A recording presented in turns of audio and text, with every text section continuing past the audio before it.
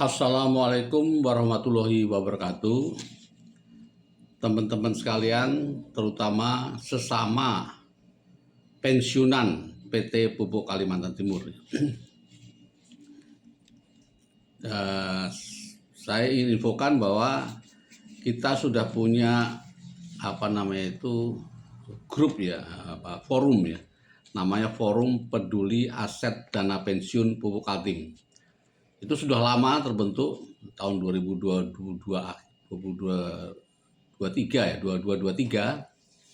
Bahkan beberapa teman sekitar 20-an sudah menyerahkan KTP ke saya, menguasakan kepada saya untuk mengurus aset-aset yang masih disita Kejagung ya. Waktu itu rencananya kita mau class action ya. Akan tetapi tidak jadi class action, cukup media pressure ya. Akhir 2023 itu kita melakukan press conference, mengundang Tempo dan beberapa media yang lain. Kemudian kita juga buat puisi kepada Kejagung supaya aset-aset itu dikembalikan. Nah, syukur alhamdulillah aset itu yaitu berupa yang 2 sudah dikembalikan ya, berupa tanah di Subang itu ada 13 titik dan tanah di Wonosari itu ada 12 titik, nilainya sekitar 30 miliar. Itu sudah kembali ke Dapen atau dalam hal ini mungkin ke Pupuk Kaltim, Dapen dan Pupuk Kaltim. Nah, aset-aset itu tidak itu saja ya. Mungkin saya ingin ingatkan ya, sudah berkali-kali saya sebutkan aset-aset 11 item aset itu yang temuan OJK itu. Di samping aset tadi ada aset-aset yang sangat bagus dan bernilai ya. Mungkin saya sebut aja beberapa yang besar-besar, yaitu aset apartemen Menteng Park, kalau nggak salah 30 unit itu.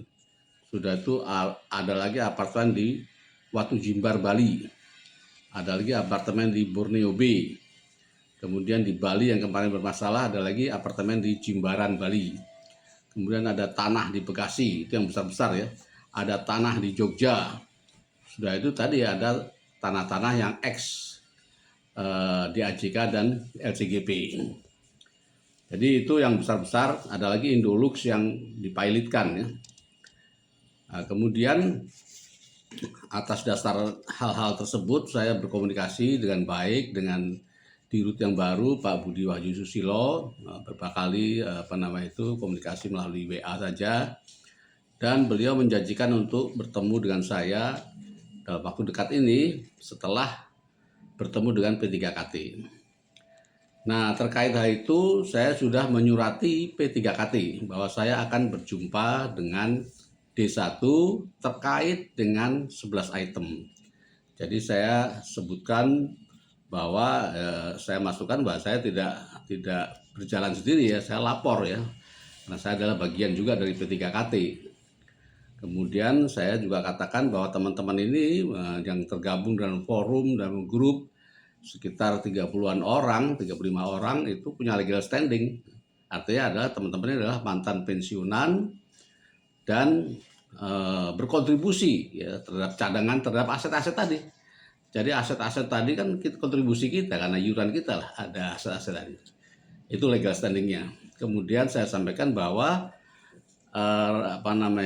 upaya-upaya yang saya lakukan itu tidak mengganggu upaya P3KT dalam mengembalikan MPSH ya, tidak ada kaitannya, tidak mengganggu, bahkan mungkin bisa bersinergi karena ada aset-aset ini mungkin yang menjadi hak dari pensiunan yang terkena asuransi jiwasraya itu bisa disalurkan untuk mengurangi biaya yang diperlukan oleh Pupuk Kaltim sehingga memudahkan Pupuk Kaltim. Ini salah satu sinerginya. Kemudian jadi program saya ini adalah untuk seluruh pensiunan, bahkan yang belum pensiun, karena semua intinya adalah teman-teman semua karyawan Pupuk Kaltim yang sudah pensiun maupun yang berkontribusi terhadap aset 11 ini, yang ikut iuran ya, yang ikut iuran. Nah, saya ingin menyampaikan sedikit kronologis kenapa ada masalah di aset 11 item itu. Karena ketika dilakukan PSL yang kedua, ya, PSL yang kedua, maka KAP merekomendasikan ya kepada Dapen Pupuk Kaltim karena ini sudah digantikan nilainya oleh Pupuk Kaltim selaku pendiri, karena aset-aset itu tidak bisa dimasukkan sebagai aset investasi yang didistribusikan ke karyawan atau ke karyawan atau ke calon pensiunan ya. Maka karena sudah digantikan, dikeluarkan dari aset lain-lain Dapen. Nah, setelah dikeluarkan dari aset lain-lain Dapen, asumsinya menjadi haknya pemilik. Tetapi kemudian ada undang-undang yang melarang. Undang-undang nomor 4 tahun 2023 bahwa aset dana pensiun dilarang dikembalikan ke pendiri. Sehingga semua aset itu sekarang menjadi gray area, dan ini punya risiko hukum sebetulnya. Nah, kita ingin membantu PKT supaya tidak terjerat dengan risiko hukum. Artinya aset-aset itu harus jelas ya. Jadi itu tujuan saya berdiskusi dengan D1 adalah untuk mengklarifikasi aset-aset itu.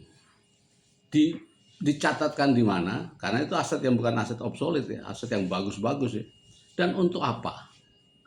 Nah, saya mengusulkan supaya ada komite ya, yang tidak hanya terdiri dari Dapen dan pengurus, tetapi juga dari wakil-wakil pensiunan, baik pensiunan yang kena Jiwasraya, yang tidak kena Jiwasraya, yang sesudah 2015 atau pada mulai 1 Januari 2016 ke atas ataupun yang sebelum, bahkan juga yang masih aktif ya, supaya kita memonitor semua aset-aset ini supaya penyelenggaraannya menjadi optimal dan benar.